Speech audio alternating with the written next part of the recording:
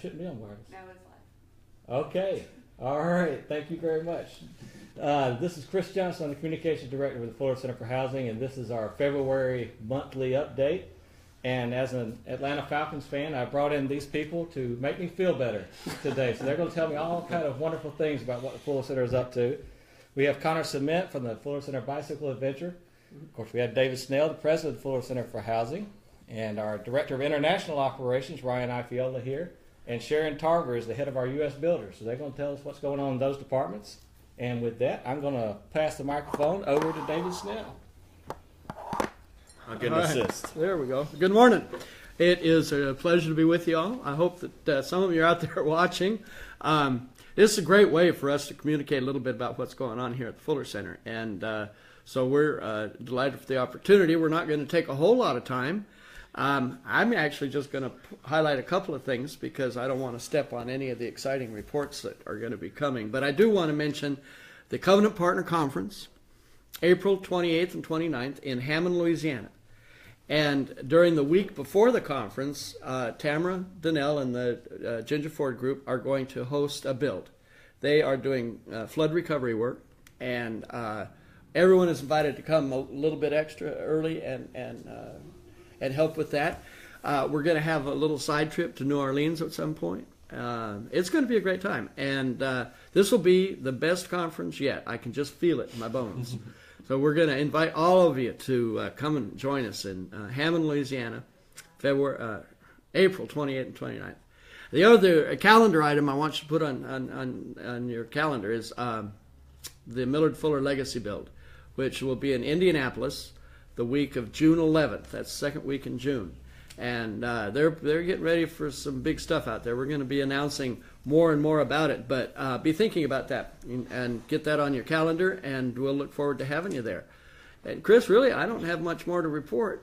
Well, let's see if Connor Cement for the Bicycle Adventure can let us know how that's going and what's coming up soon. I know that this is the time of year when fundraising really ramps up for our cyclists. Yep. So, I'll go chronologically. We do have a lot of exciting news, bike adventure-wise. The first thing would be on the Natchez Trace this April. We are excited to have Houston, Mississippi on for our build day. We've been staying at Parkway Baptist Church for the past handful of years, and we're excited to have the leadership at Parkway Baptist are now the directors of a Fuller Center there in Mississippi. So we're excited to build with them. They should be in the finishing stages of a new house build when we get there. So we'll have a good time painting and maybe putting on a deck and a wheelchair ramp in the back to round out that house. Secondly, Henry's not here today, but he would like me to introduce to you officially the 5K, the run, Raise the Roof Run in Las Vegas on May 10th in conjunction with the National Hardware Show. Registration will be opening very soon, but we're really excited to have that event going on with the National Hardware Show and to connect more people with the Fuller Center through that avenue. And thirdly, on the cross-country ride, we are having a build day, a newly announced build day in Albany in light of the recent tornadoes. So the cross-country team will be going down to Albany, Georgia, and helping out with the relief and rebuilding process this summer. Besides that, we finalized our intern team, so we're really excited to have 4 really talented interns on both the coast and the cross-country ride. It's shaping up to be an amazing year for the bike adventure. So. All right, thank you. And Ryan Ifiola, what's going on around the world? Yeah, all of you folks get to just cover one country. I got to share about the whole rest of the world, so I'll try to do it quickly for you, though. So we're off to a quick start. This year, we had 7 teams in January. Now, it's a little bit frozen in the United States usually in January, but in many of the places where we work, it's one of the best times to go and build. And also many people think it's one of the best times to get out of the frozen tundra of the northern U.S. and go and build. So we had 3 teams go to Haiti in January, 2 teams go to Thailand, a team in Peru, a team in Nicaragua, and they go there to work. These are work teams. These aren't vacations. Sure, there's plenty of beauty, and we give people a chance to enjoy what is there, the culture and the people, but they are experiences of work. And so we've got works going on now around the world. We actually have 3 teams out right now. One is in Haiti, one in Thailand, and a team in Sri Lanka. Sri Lanka is a little bit harder to get to, so we don't get a lot of teams there, but we'd love to have more, and we're excited that they have a team there right now.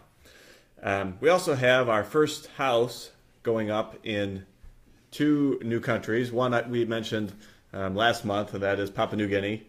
First house is still going up. Takes a little while. The first house always takes the longest. You got to work out the kinks in your program, but it's looking great. Chris has been posting pictures on our Facebook page, and once it's totally done, we'll put up some more. And now in Madagascar, we're excited to see that they are going to be getting going there. They've had some tough weather. They have drought in the north and flooding in the south. Just can't find that right balance. But we're glad to be able to start something positive in a country that's going through a difficult time right now. El Salvador has been our one big project for us over the last year. We're nearing the total completion of our 90th house from last year, just doing the finishing touches on it. And then this year we're going to be building on a site with 90 plus houses, 92, 93 homes. And right now we have finished the site plan. It's in the hands of the city with all the details that they need.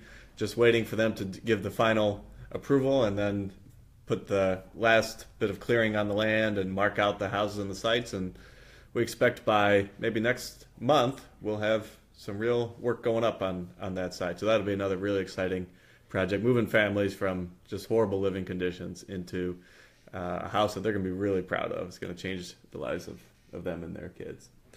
And just one other thing I want to just mention, some final numbers from 2016, and our previous high was 256 homes in a calendar year. And last year, actually, we're still waiting on the final number from South Africa.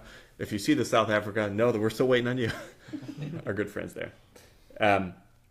But with all the rest of our countries reporting, we're at 351 houses, which is almost, isn't that shocking? I can't believe that. Yeah, we're That's just really amazing. excited. And, the numbers never really tell the whole story. You have to really hear about the families and get to know them to really appreciate, I think, what difference that has made in families' lives. But it's good to see the numbers going up as well. And we're up about 35% over our previous high. So that was really great news. And Armenia, El Salvador, and Bolivia led the way with the most houses for us in 2016. And Bolivia is once again tithing in a major way. This is something I want all of our folks in the States to hear. They have just committed to another $7,900 tithe to our international and national work. So our friends in Bolivia are raising the bar. Yeah, that was exciting. All right.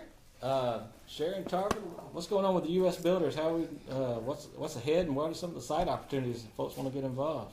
U.S. Builders, we're having loads of fun. And the beautiful thing about U.S. Builders is, young people come here to volunteer their time. As Millard Fuller would say back in the day, instead of going to the beach or getting drunk and jumping out of windows, they're coming here to the United States to help build houses and make a difference for families in need. And it's a beautiful thing. We have 34 groups this year, and that's really a big growth for U.S. Builders. We were kind of slacking over the years, but we have 10, 15, but now we have 34. I'm very happy about that, thanks to the group in Ginger Ford, North Shore, and Hammond, Louisiana.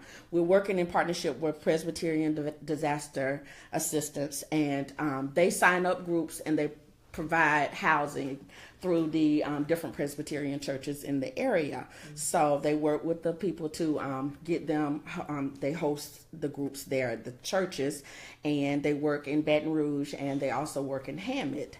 We have 3 locations in Georgia, Albany, Americus, and Perry. We have 3 locations in Alabama. There's opportunities to go to sites in Missouri, Illinois, Idaho, Indiana.